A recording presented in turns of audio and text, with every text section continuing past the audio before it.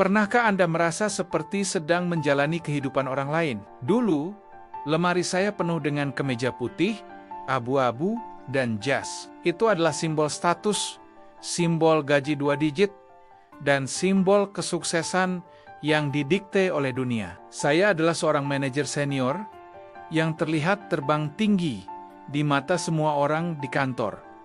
Mereka iri pada posisi saya, tapi di rumah, anak saya, semua orang di luar sana berpikir saya kaya akan uang. Padahal, saya sangat miskin waktu. Saya pikir, begitulah harga yang harus dibayar untuk sebuah kemapanan. Sampai suatu hari, saya sadar, harga yang saya bayar itu terlalu mahal. Titik baliknya bukan PHK, bukan juga burnout yang tiba-tiba meledak. Titik baliknya adalah sebuah spreadsheet.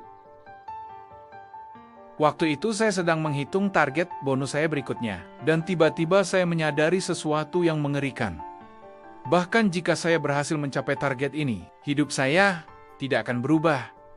Waktu saya untuk keluarga akan tetap nol. Kesehatan saya akan terus menurun. Saya bekerja sangat keras untuk masa depan, tapi saya sedang membunuh masa kini saya setiap hari. Malam itu, saya memberanikan diri bicara pada istri saya. "Sayang, coba lihat ini," kata saya sambil menunjukkan spreadsheet itu. "Jika aku berhasil meraih bonus ini, kita bisa beli mobil baru. Tapi, kita akan tetap jarang memakainya bersama.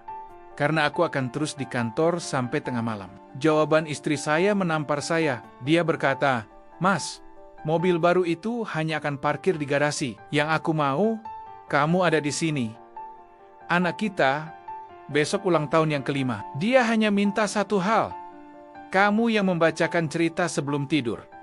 Bukan hadiah mahal yang kamu beli dengan terburu-buru." Malam itu, kami duduk bersama. Bukan untuk bertengkar, tapi untuk membuat keputusan bisnis terbesar dalam hidup kami. Kami memutuskan untuk meninggalkan karir korporat saya. Kami sepakat untuk menjual beberapa aset yang tidak perlu dan pindah ke kota yang lebih kecil dengan biaya hidup yang lebih rendah. Ini bukan keputusan resign yang gegabah. Ini adalah sebuah financial planning yang didasari oleh life planning. Saya tidak akan berbohong. Bulan pertama setelah resign adalah neraka. Kehilangan identitas sebagai pejabat itu rasanya sangat menakutkan. Saya merasa kosong dan tidak berharga. Tapi, ada 3 hal yang kami lakukan yang membuat transisi ini berhasil. Dan ini adalah hal yang bisa Anda siapkan sekarang juga. Bahkan, jika Anda tidak berencana untuk resign dalam waktu dekat. Pertama, hitung biaya hidup minimal Anda. Saya ulangi, biaya hidup minimal, bukan biaya hidup ideal Anda. Cari tahu angka mutlak yang Anda butuhkan setiap bulan untuk bertahan hidup.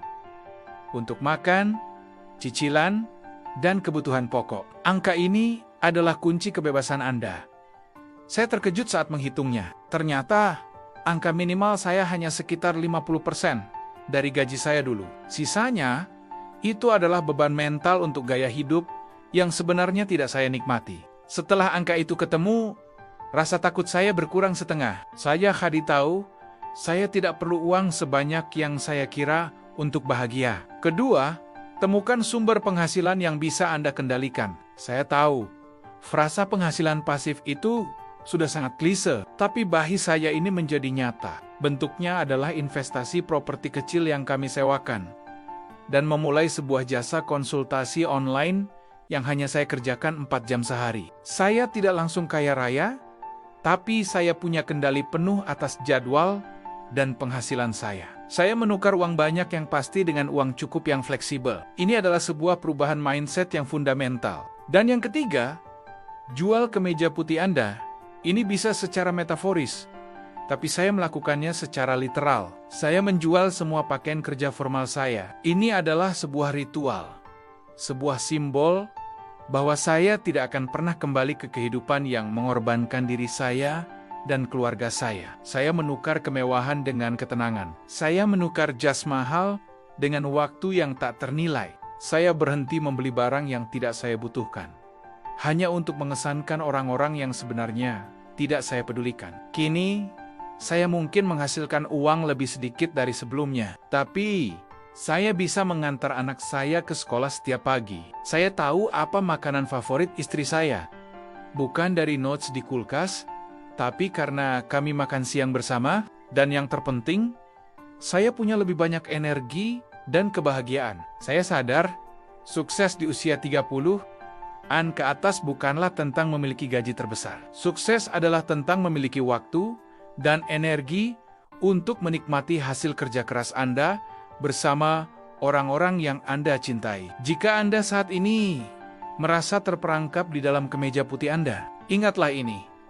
Waktu adalah satu-satunya aset yang tidak bisa dibeli kembali dengan uang sebanyak apapun. Jadi, saya ingin bertanya pada Anda, apa satu langkah kecil yang bisa Anda ambil minggu ini untuk merebut kembali waktu Anda? Mungkin tidak langsung resign, tapi langkah kecil saja. Coba tuliskan di kolom komentar di bawah. Apa satu hal yang paling sering Anda korbankan demi karir Anda saat ini? Mari kita mulai percakapan ini, karena saya yakin banyak dari kita merasakan hal yang sama. Jangan lupa like video ini jika cerita saya relate dengan Anda, dan subscribe untuk melihat kisah kami selanjutnya tentang bagaimana mengelola keuangan dan kehidupan setelah meninggalkan dunia korporat. Terima kasih sudah menonton.